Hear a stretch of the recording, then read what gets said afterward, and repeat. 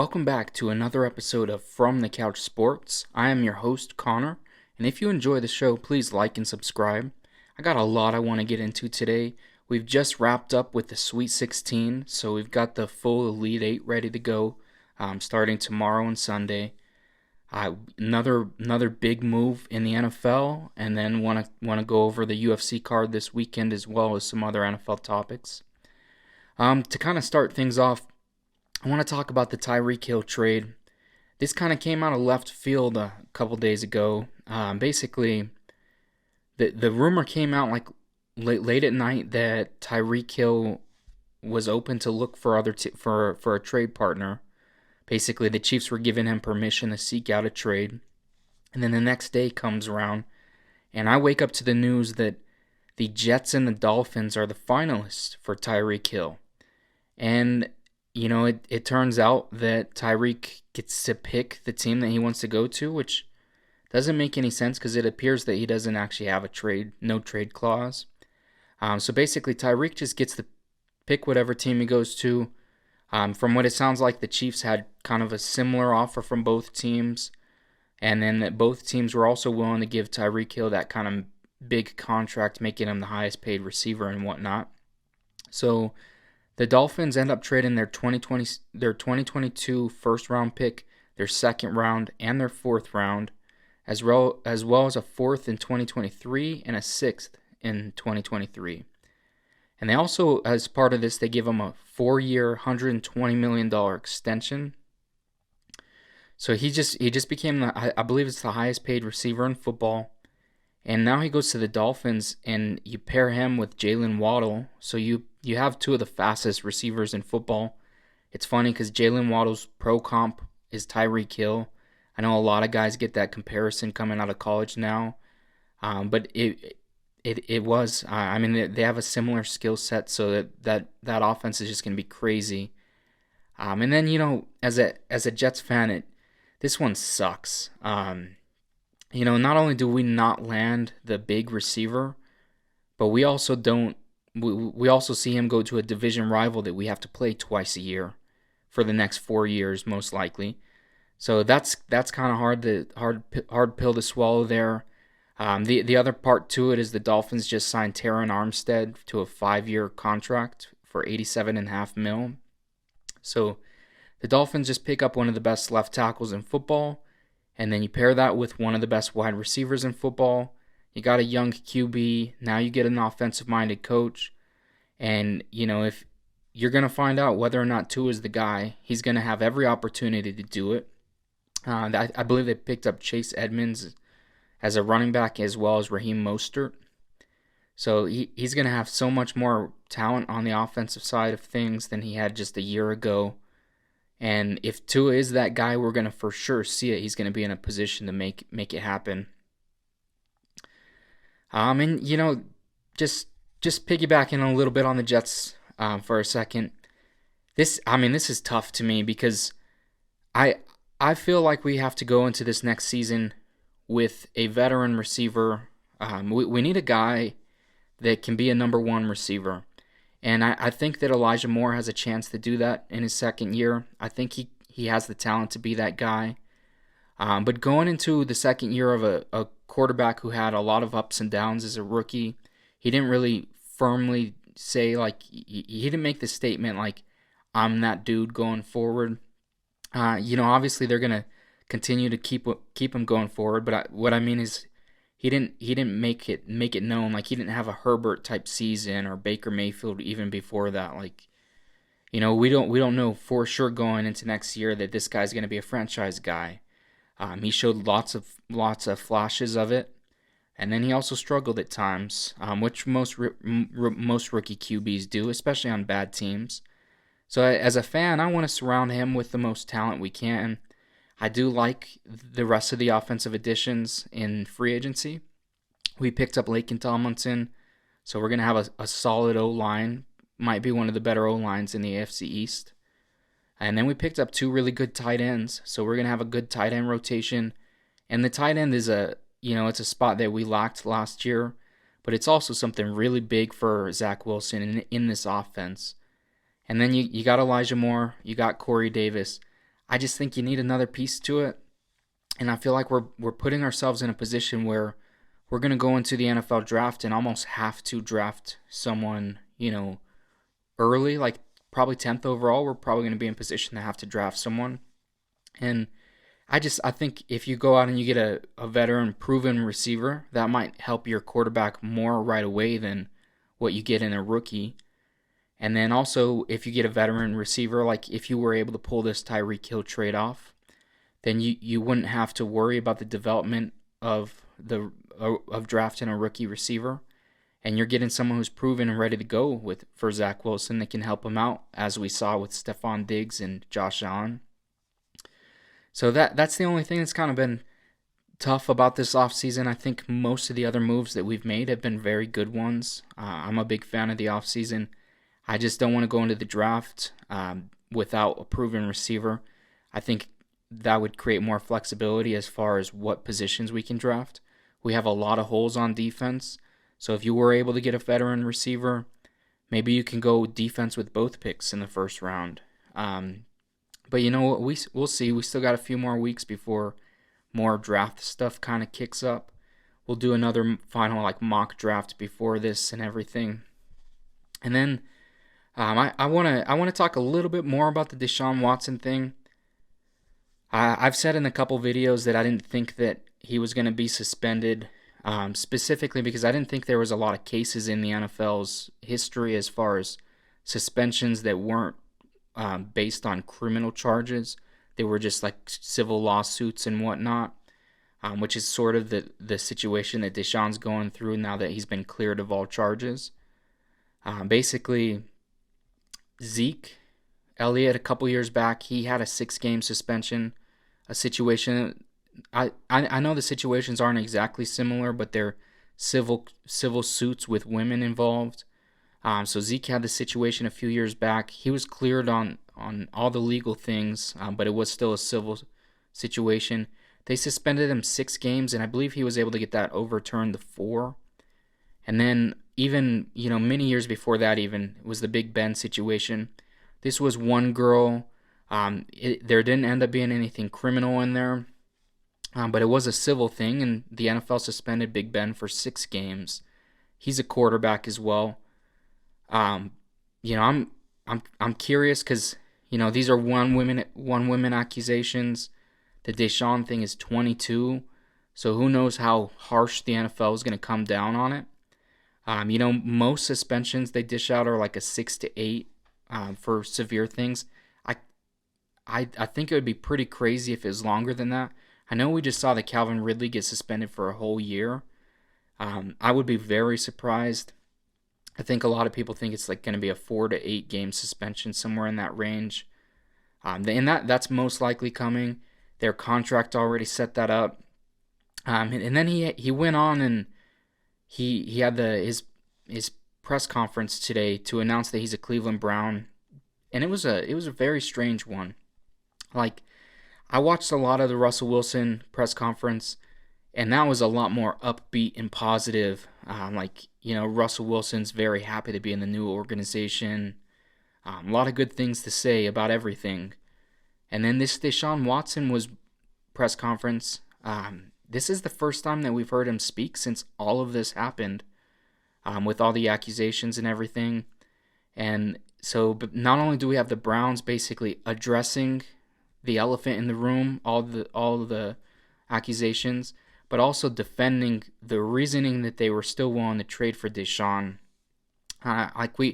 We had them talking about how they brought in family members that were women to get their opinion on it, and that they've done all this research for months, and then they asked Deshaun about the contract, and Deshaun said that he didn't even know before he picked the Browns, which it kind of goes against at least what some of the reports were saying. And I find it hard to believe that he didn't make a decision knowing the finances before going through with it. But yeah, it was a really, he's answering a lot of tough questions, and this was the first time for that to happen, so it was kind of a weird introductory press conference. It wasn't like, upbeat, like we just traded all these picks for this superstar quarterback. It was a lot more dark, and them asking the more difficult questions, not what you saw in a Russell Wilson thing. And yeah, I'm not sure how all this is gonna play out. I do feel like there's a chance that things just collapse in Cleveland. You know, given all this money to someone who has, some kind of judgment issue, being that the guy had over 40 different massage therapists that were women, like you question his judgment. They traded their entire future for him, and they gave him the most guaranteed money in NFL history. So this is the ultimate boom or bust. You win a Super Bowl or you fail, and if things don't pan out, Cleveland could be in a worse position than they were before, and this is the best position that Cleveland's been in 20 years. And it's also like, things are kind of clear what happened with the whole Baker Mayfield situation. Especially after today, like the Browns, made it known that they were looking into Deshaun for 5 months. They said, I believe, and so basically Baker finds out that Cleveland's looking at other quarterbacks. Baker knows how much he's given to the city of Cleveland, to the Cleveland Browns, that he's helped turn around their organization completely. He knows the injuries that he just played with this last season that he pushed through for most of the year. And so he saw that, and he said, you guys are looking to replace me with a different quarterback. I don't want to play here anymore. And then this is the same day that the news comes out that Deshaun does not want to go to Cleveland, and Baker's sticking to his gun, saying, I don't want to play for Cleveland anymore. And then Cleveland goes back to the drawing board, and they come up with this crazy contract to give Deshaun, and then he joins the Browns the next day. And he's saying that he didn't know about the contract prior to it. Maybe so. Him and the Browns are the only people that would truly know the answer to that. But it's odd timing, especially with the report like Baker saying that he's done with Cleveland. And now today they're having trouble moving him. Most likely not going to cut him. So there's like rumor that they're going to try to keep him to play during Deshaun's suspension, which I don't think that would happen at all. I think that would be crazy if Baker was willing to do something like that. But it's just crazy, and they're the Cleveland Browns. Like, there's always a chance that Cleveland is the Brown. Like, Juju said, I think it was a couple years ago, and I know they've been better as late, but he says the Browns is the Browns. And it's like a lot of times the Browns just screw up, and some of these teams just continue to be bad, like the Washington Redskins or now the Commanders. For years they'd make big money free agent signings, and they'd just collapse. They bring in a big money QB, things would fall apart. They trade for a veteran, it wouldn't work out. And Cleveland could be putting themselves in this position, or It certainly is possible, too, that Deshaun continues being the guy that he was prior to all this, and he leads Cleveland to bigger things than they've seen in years. But in my opinion, this is Super Bowl or bust. I'm curious how the rest of this is kind of going to go down. And then some like UFC things that were going on. This is crazy. So Jorge Masvidal and Colby Covington, they just fought a couple weekends ago. Covington won the fight. It was a decision. Really heavy wrestling approach. But Colby completely beat him. Even in the strikes and everything like that. Masvidal really only had one moment in the fight, and then Masvidal ends up going up to him at a steakhouse after Covington's walking out and assaulting him. He punched him a couple times, apparently breaking his tooth and then damaging his Rolex. And it's interesting. This is crazy. So Masvidal's he's going to jail, and Colby's pressing charges. The story is that after Masvidal punched Colby, apparently he was wearing a mask and whatnot. It sounded like just a normal face mask. Apparently Colby went into the restaurant again. They called the police, and now they're pressing charges. And like, I've got a couple questions about the whole situation. First of all, like, Colby is this guy talking. He's the king of Miami, this and that, and I think he doesn't understand that, like, there's a time to say things, to sell fights and whatnot, but he's just consistently just. I mean, he keeps posting, pictures of the fight and, commenting on the outcome of the fight and everything. And like, I mean, this guy basically ended Masvidal's chances of becoming a UFC champion. I mean, he just continues to talk shit constantly. And I think he doesn't realize that you can't keep this character up all the time. Like, dude, you need to understand, the fight is over. You guys weren't cordial. You didn't shake hands or anything. Like, this is a guy who used to be your best friend, but you continue to throw wood on the flame. You're making things worse.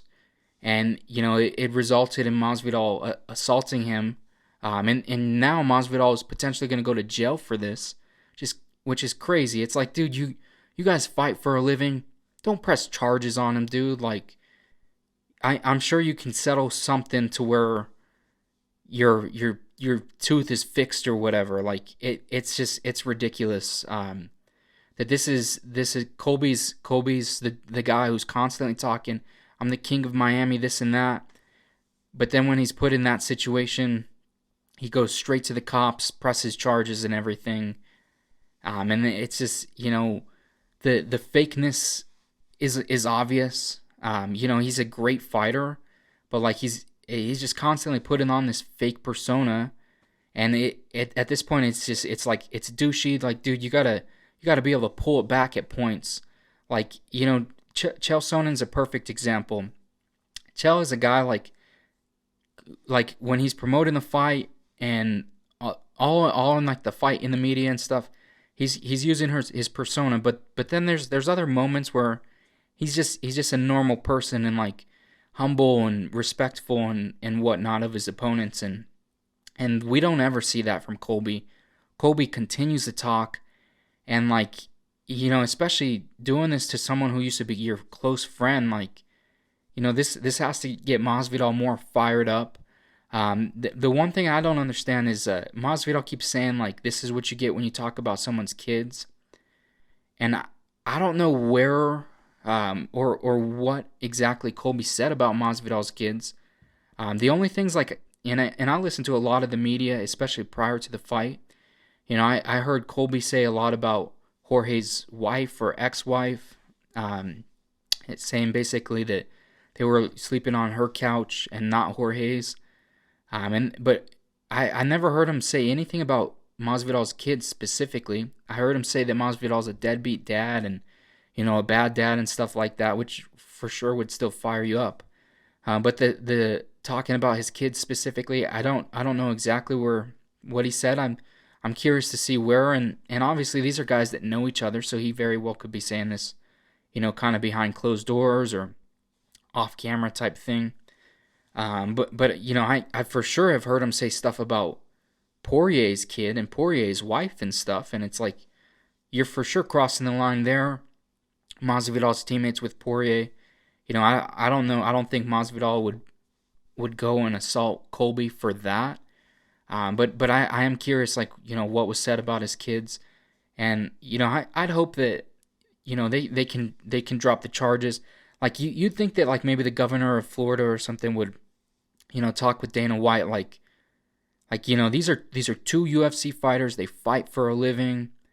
One of them assaulted the other, and it wasn't for money. Like, can we work something out with the UFC? I'm not saying like promotion of a new fight, but like the UFC should be able to handle this, without the law. Like, it's a professional league of fighters. Like, there's got to be some way to handle this without someone having to do jail time. And all because of someone's fake persona. It's ridiculous at this point. I think it's gone too far. And then, I just think it's crazy. And then we do have a fun card going up this weekend for the UFC. This one isn't. I wouldn't say this is as big as last week's London card was really special. And this week is going to be in Ohio, so it's going to be cool that we get kind of two live fight night cards back to back. But I'm gonna go over some of my favorite fights that I'm most looking forward to on this card. Neil Magny fights Max Griffin. I think this is a fun matchup. Magny's coming off a win over Jeff Neal, and then Max Griffin's on a really nice, I think it's a 3-fight win streak with 2 finishes. So I think this is going to be a fun fight to watch. And both of those guys are in the ranked, there's a decent amount of guys on this card that are ranked. And then we have Mark Diakis versus Vyacheslav Borshev. Mark is coming off of a couple tough losses these last couple years.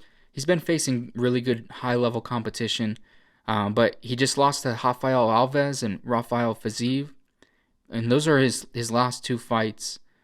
So he's looking to jump back in the win column. I think this is a fun matchup. It could be a fun fight. And then we get Ilir Latifi fighting Alexei Oleinik. I think this is a fun matchup. Latifi hasn't exactly been.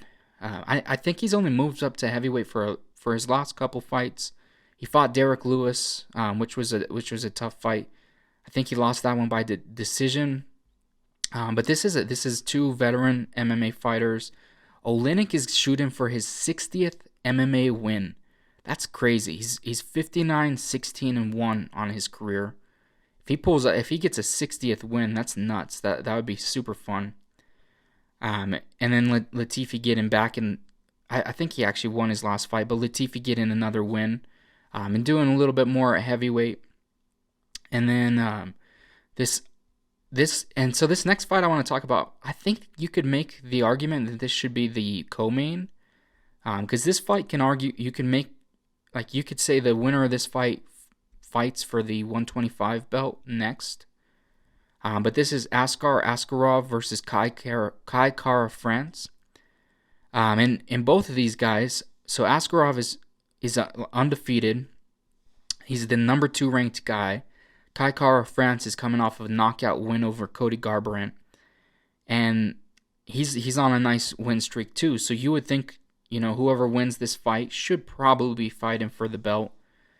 After the 4th fight between Moreno and Figueiredo happens.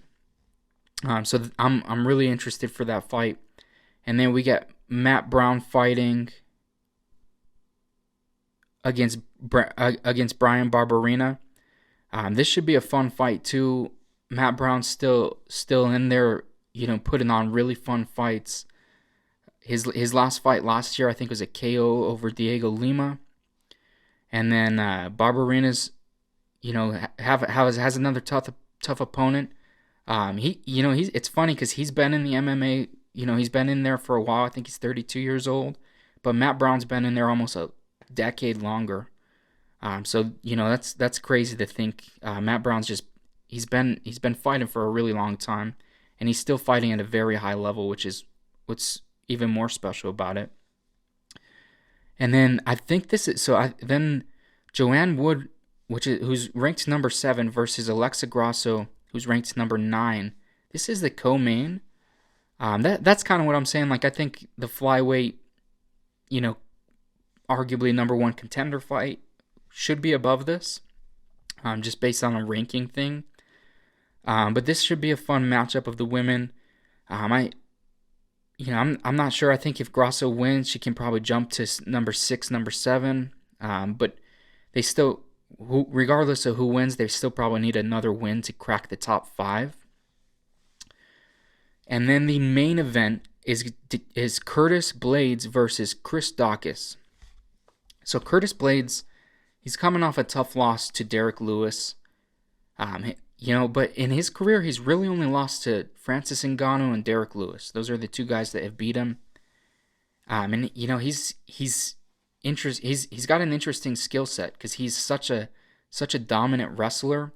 And unless you get a guy that can completely stop that wrestling, he's trouble for anybody. And he just continues to keep going at it too. And the thing too is like his wrestling kind of opens up his striking a little bit too, so he's able to sometimes land some good shots because of that. And then Chris Daukaus, they're both actually coming off of losses to Derek Lewis, I believe. But Chris Daukaus is trying to get back in the win column. He was on a nice run before the Lewis fight, and he's a very very talented fighter. I think he'd have the edge on the striking. I know he's got solid jiu-jitsu as well. I'm curious to see how much of that becomes a factor in this fight. But I think this will be a fun fight.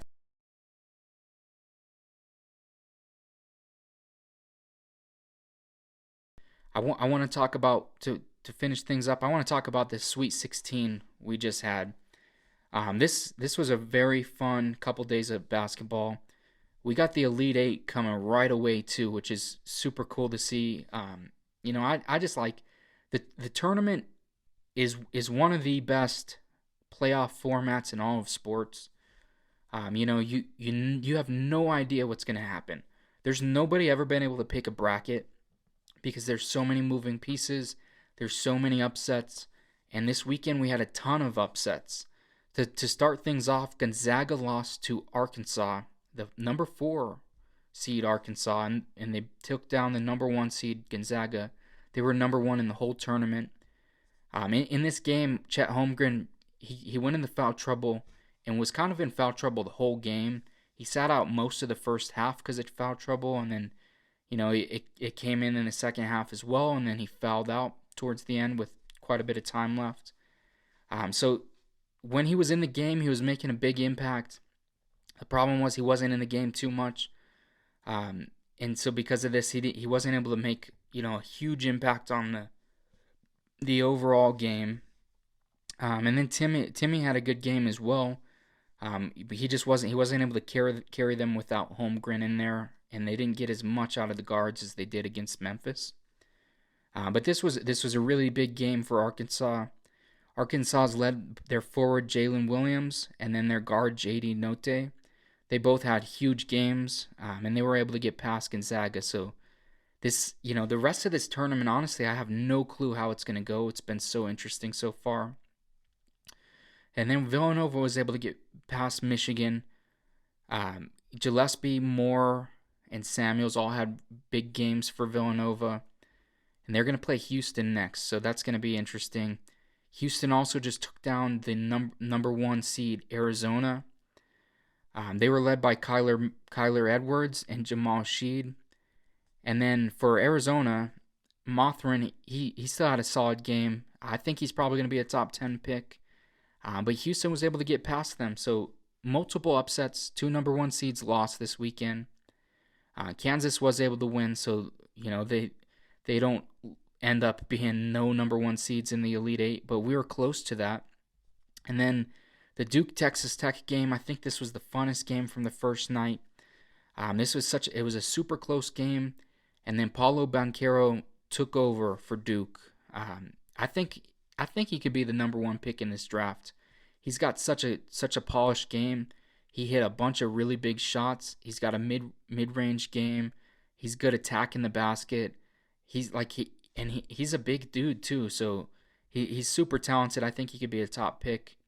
But they also have a lot of other talent on this team. A.J. Griffin made a bunch of big plays when it mattered the most. Mark Williams was really dominant in the post as well. And then they got a lot out of Wendell Moore and Jeremy Roach. This is just a stacked Duke team. I think they have the talent to win this whole tournament. It's just going to be a matter of putting it all together at the right time and, continuing to win, of course. And then today, to start things off, St. Peter's, a number 15 seed, makes history, become the first 15 seed to reach the Elite Eight, and they beat Purdue 67-64. And this was a total back and forth game. Towards the end of the game, St. Peter's was able to take a lead, and then Jaden Ivey came in and hit a super big three. And then St. Peter's goes up again, and Jaden Ivey gets a chance at the very end of the game to hit a like a really deep three. I'd say it was a little behind NBA 3-point line, but he had a chance to tie the game. He didn't have his best game total. I think he only had 9 points in the game, but he was making big plays at the end of the game, and this was just a really fun back and forth game. I think St. Peter's is just, they're such a fun team.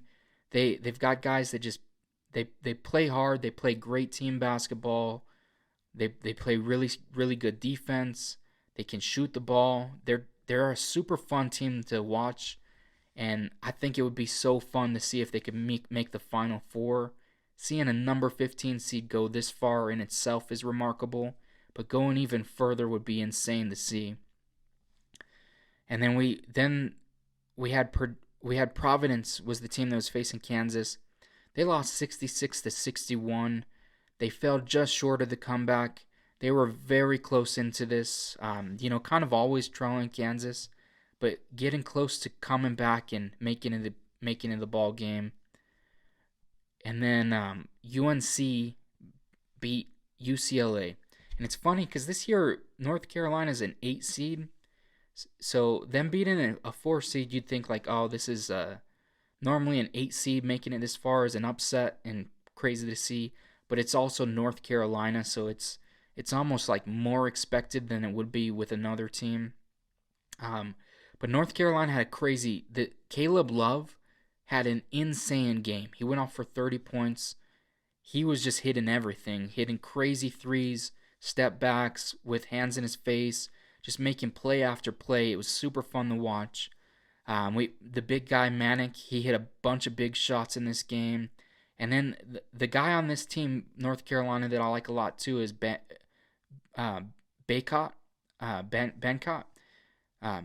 He's the post, super, he just plays really good all around. He's playing great defense, getting a bunch of key rebounds on the offensive and defensive side of things, and he's finishing in the paint as well. So that was a really fun game to watch. And then the final game of the night, which I didn't understand why they made this the final game of the Sweet 16. This was the number 10 and the number 11 seed, Miami and Iowa State. And Miami just kind of led this game the whole time. Iowa State they tried to close in at moments in the game, but towards the end, Miami was just able to pull away and get a 70-56 win. So that kind of rounds out the Elite Eight. I'm super curious to see how things are going to go. A lot of the number 1 seeds are gone. There's 3 of them gone. Kansas is the only one left. But things are just so up in the air. Honestly, at this point, anybody could win. I think it's going to be crazy. I think things are setting up for a potential, Duke winning and Coach K leaving his legendary Hall of Fame career with a win. But things could very well also be, a team like a number 15 seed going the deepest in tournament history, like St. Peter's. There's a lot of really good teams left in this tournament. I'm curious to see how the rest of it's going to play out. But that's pretty much everything I wanted to talk about in this episode. If you like the content, please like and subscribe. Let me know, what you want to hear about next. We've got a lot more, content coming up in these upcoming weeks. More NFL content with the draft and whatnot. And then we're going to continue to cover this college basketball. Start getting into more NBA stuff as NBA playoffs comes around soon. And then of course, some more UFC, MMA. But that wraps everything up I wanted to cover today. As always, thanks for tuning in.